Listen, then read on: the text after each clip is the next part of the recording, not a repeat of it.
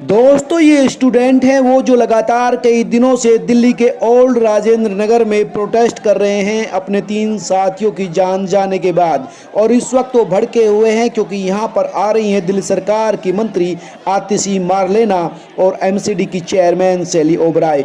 इनका कहना था कि गो बैक आतिशी मारलेना, गो बैक शैली ओबराय। हम नहीं चाहते आप यहाँ आए, आपने हमारे लिए कुछ नहीं किया। लगातार ये लोग प्रोटेस्ट कर रहे हैं और ये किसी भी तरह से इन दोनों नेताओं को यहाँ नहीं बैठना देना चाहते।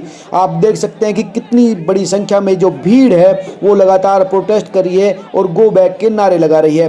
हालांकि पुलिस और तमाम आम आदमी समर्थक नेता उनको लेकर यहाँ पर आ रहे हैं। दोनों के बीच मुंह बहस चल रही है और किसी तरह से शैली ओबराय और आतिशी मारलेना यहाँ पर बैठ जाती हैं। आप देख सकते हैं कि दोनों नेता यहाँ पर बैठी हुई है, बड़ा धक्का मुक्की के बाद यहाँ पर पहुंची है। इन लोगों का कहना था कि एमसीडी की लापरवाही की वजह से ये हुआ है। एमसीडी के किसी भी कर्मचारी पर अभी भी कोई एक्शन नहीं लिया गया है। हालांकि इन लोगों ने इससे पहले आई बीजेपी की नेता जयप्रदा को भी इसी तरह से गो बैक जयप्रदा कहा था और उनको भी भाषण देने नहीं दिया था। सबसे अच्छी बात है कि यहाँ बड़ी संख्या में जो एस्पिरेंट है, सिविल सर्विस एस्पिरेंट है, उनका ये कहना था कि हम इसको राजनीतिक मोमेंट नहीं बनने देना चाहते। किसी भी पार्टी का हो, किसी भी दल का हो, वो नेता यहाँ पर आकर राजनीति ना करें, हम सिर्फ अपने मुद्दों को सोल्व करना चाहते हैं। इसलिए जब जयप्रदा यहाँ पर भाषण देने लगी तो उनका भी विरोध किया। अब जयप्रदा छोड़कर जा रही है, आतिशी और शैली दोनों आई है। वो लगातार बच्चों से बात कर रही है, उनको समझा रही है कि वो इनके हित के लिए यहाँ पर आई है। हालांकि उन्होंने बहुत कोशिश की बच्चों को समझाने की, लेकिन बच्चों ने यही कहा कि आपकी सरकार दिल्ली में भी है, एमसीडी में भी है और आप कुछ नहीं कर रहे हैं, आपकी वजह से ये सारा कुछ हुआ। तब आतिशी और शैली ने एक कागज़ पर ये तमाम जो समस्या बच्चे बता रहे थे उन समस्याओं को लिखा और ये आश्वासन दिया कि जल्दी ही उन समस्याओं को सोल्व किया जाएगा और हम कोशिश करेंगे कि जो बच्चे हैं उनको न्याय दिलाया जाए। आतिशी ने कहा कि मैं आज दिल्ली सेक्रेटरीट में भी कुछ बच्चों से मिली थी जो बच्चे वहाँ पर गए थे और उन्होंने ही हमें यहाँ आने के लिए कहा था, इसलिए हम आए हैं। उन्होंने बच्चों से कहा कि हम जल्द ही जो कोचिंग इंस्टीट्यूट पर एक बिल ला रहे हैं और उस बिल में तमाम जो है पहलू रहेंगे कि जो कोचिंग इंस्टीट्यूट वाले हैं वो कितने नियम से किस तरह से अपने कोचिंग इंस्टीट्यूट को चलाएंगे, कितनी फ़ीस रखेंगे।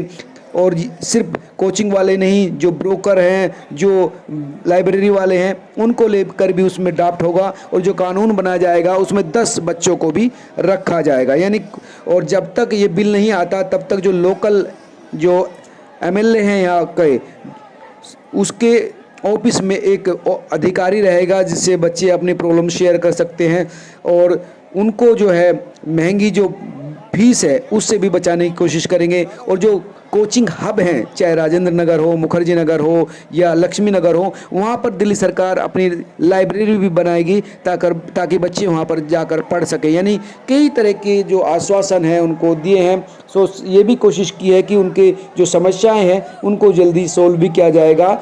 और तब जाकर बच्चों ने उनसे बात की और ये कहा कि आश्वासन तो लगातार दे रहे हैं, लेकिन आपके ही तमाम लोग, कई बच्चों ने तो आरोप भी लगाया। एक लाल पगड़ी वाला सरदार जो इस समय आम आदमी पार्टी के साथ था और आतिशी के साथ आया था, उस पर भी कई बच्चों ने आरोप लगाया कि ये सरदार है जो बच्चों से रूम खाली करवाने के दौरान बदतमीजी करता है, उनसे किराया वसूलता है। यानी कई तरह के आरोप जो है जो लोकल जो एमसीडी के जो यहाँ पर पार्षद है उन पर, उनके लोगों पर यहाँ पर बच्चों ने लगाया। लेकिन किसी तरह से आप देख सकते हैं कि पुलिस वाले भी कोशिश कर रहे हैं कि यहाँ पर जो है शांति बरते। जिस एक व्यक्ति ने यहाँ पर जो था उसने पुलिस के साथ भिड़ने की भी कोशिश की, तो आप देख सकते हैं कि इस व्यक्ति को भी पुलिस डिटेन कर ले जा रही है ताकि माहौल ना बिगड़े। इस लड़के का भी विरोध लगातार बच्चे कर रहे थे, तो इस वजह से पुलिस इसको डिटेन कर ले जा रही है, आप देख सकते हैं।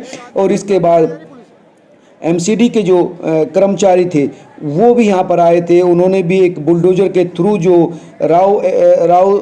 राव कोचिंग इंस्टीट्यूट के गेट को तोड़ा है और उसको लेकर गए हैं ताकि उसकी फोरेंसिक जांच भी कराई जाए।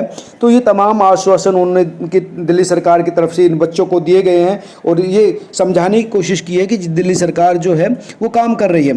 हालांकि बच्चे ये लगातार कह रहे हैं कि सरकार हो, एमसीडी हो, उन्होंने ना तो उन जो बच्चे मरे हैं उनके पेरेंट्स को बुलाकर उनसे बात की है, ना उनको मुआवजा दिया गया है। जो दूसरे बच्चे हैं ना उनकी सुरक्षा के लिए कोई जो है कदम उठाया। आज भी वो बच्चे यहाँ पर लूट रहे हैं, मर रहे हैं।